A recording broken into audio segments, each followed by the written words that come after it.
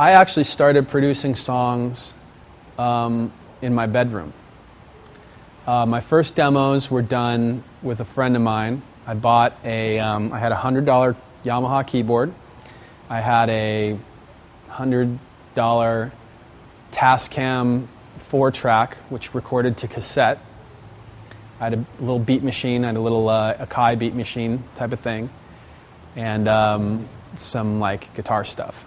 And we produced songs in my room through high school that became my band today.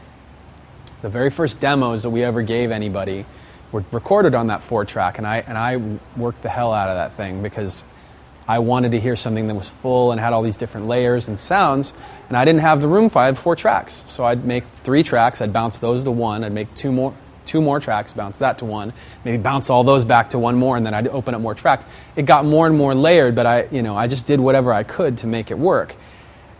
Nobody today has to worry about this stuff. Everybody's recording into GarageBand and digital stuff, so I'm talking ancient history here. But the point is that when I gave that demo to the first A&R guy that I ever met, sent it to him, he called me and my friend Mark back the same week, had a meeting with us, and we talked about the music, and he said, "Where did you record this music?" And I said, "In my bedroom." He said, not a studio? And I said, "No." He said, "Well, what kind of recording equipment do you have? What kind of software do you have?" And I said, "I don't. I have a 4-track. It's a Tascam 4-track." His jaw dropped. I mean, he said, I remember him saying, "You guys really know what you're doing. Put a band together, put some songs together, and come back and see me once that's done." And long story short, we did, and it wasn't up to his. He wasn't interested in that point, but it was good advice.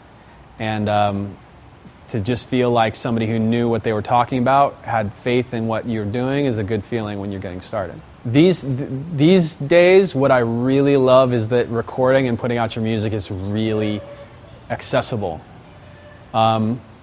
It used to be back in the, before we ever became a band, it used to be this like elitist thing that you'd have to get chosen by a record company to go into the studio